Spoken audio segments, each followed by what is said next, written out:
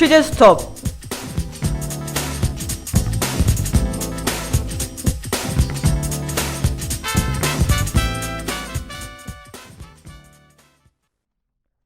하구 여러분 안녕하세요. 이번 취재 수첩 진행을 맡게 된 성대방송국 기자 성효진입니다.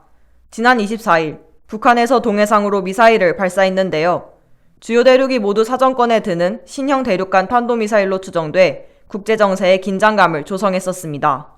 그뿐만 아니라 북한의 이런 미사일 발사는 UN 안보리 결의에 대한 위반이라며 한국과 미국의 비판을 거세게 받고 있는데요. 이번 취재 수첩에선 북한 탄도미사일 발사에 대한 구체적인 내용과 이를 둘러싼 국제적 여론을 살펴보겠습니다.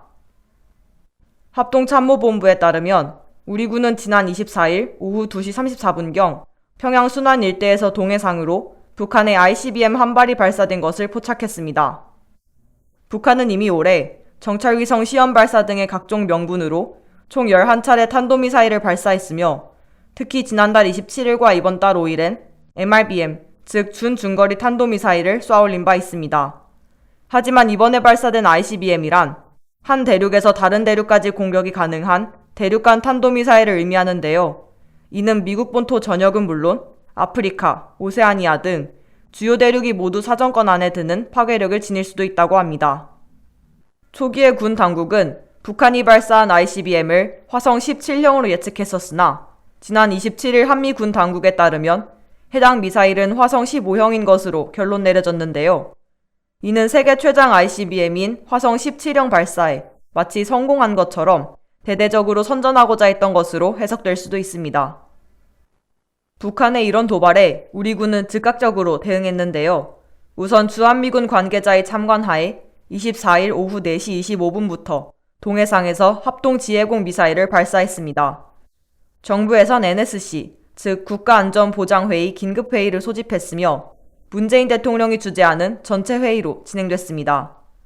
회의에서 문 대통령은 북한의 이번 미사일 발사가 김정은 북한 국무위원장이 2018년 4월 국제사회에 약속한 모라토리엄, 즉 핵실험 및 ICBM 시험 발사 중단 선언을 파기한 것이라며 비판했습니다.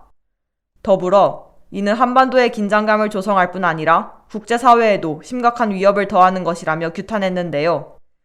특히 UN 안보리 결의를 명백히 위반한 것이라고 강조했습니다. 미국과 일본 역시 북한의 이런 행위를 강력히 비판하는 입장이었는데요. 젠사키 백악관 대변인은 이날 성명을 통해 이번 미사일 발사는 UN 안보리의 여러 결의안을 위반한 것이라고 비판하는 동시에 본토와 동맹국들을 방어할 준비가 돼 있다며 한국을 방어할 것을 약속했습니다. 우리나라와 미국이 공통으로 주장하는 UN 안보리 결의안은 2017년 12월 채택된 안보리 결의 2397호로 유류 트리거 조항을 담고 있는데요. 북한이 추가로 ICBM을 발사할 경우 정유 제품과 원유의 대북 공급량에 대한 상한선을 각각 50만 배럴과 400만 배럴에서 더 줄이게 하는 내용입니다.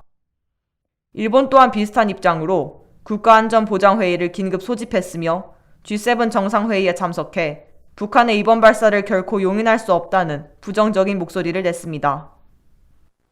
이런 여론에 따라 뉴욕 현지 시간으로 지난 25일 오후 UN 안보리 비공개 회의에선 북한을 규탄하는 언론 성명을 내는 방안에 대해 논의했으나 상임이사국인 중국과 러시아의 반대로 무산되고 말았습니다.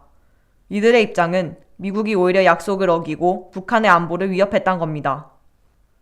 이번 미사일이 비록 북한의 최신형 무기는 아니지만 앞서 말한 트리거 조항에 따른 북한 제재 강화 방안은 향후 안보리 회의에서 논의될 것으로 보이는데요. 이번 발사에선 북한이 정상각도보다 고각으로 발사해 타국에 피해는 없었으나 정상각도로 발사할 가능성도 제기되기 때문에 앞으로 국제사회의 대응이 어떨지 귀추가 주목됩니다. 그럼 이번 취재 수첩은 여기서 마치겠습니다. 하구 여러분 고맙습니다.